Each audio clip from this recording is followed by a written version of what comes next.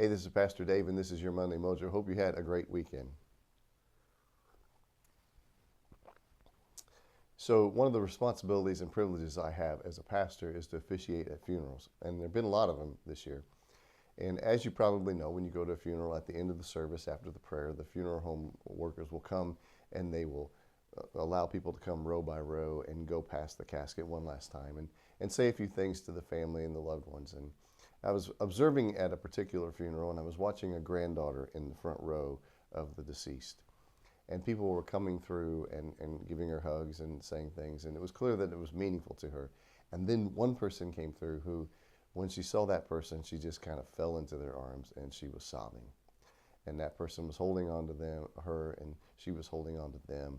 And it was clear that that person had probably been through some deeper places with her. And it made me think of when my own father passed away recently, and I stood there and people came through and said words that were so helpful and encouraging and uplifting. And then I looked up and there was my friend Jim Martis.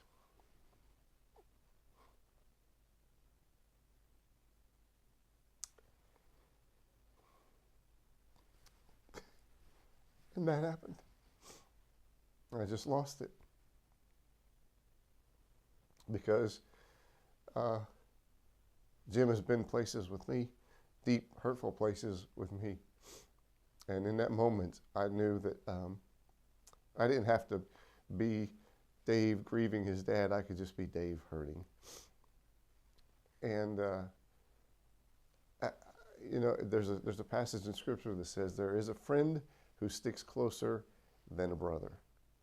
And some people are family even though they're not family, and Jim might as well be that person. And it was clear that that person was the same for this young lady, this granddaughter that I was watching. The Bible tells us that when we walk through the valley of the shadow of death, God will be with us, and He is. And I think one of the ways He's with us is by providing that person who's a friend who'll stick closer than a brother, stick closer than a brother, even through difficult, tough times. And I hope for you, there's no, oh, that made me think. It's just an observation of what I saw at that funeral and what I remembered from my own. I hope for you that you have that person.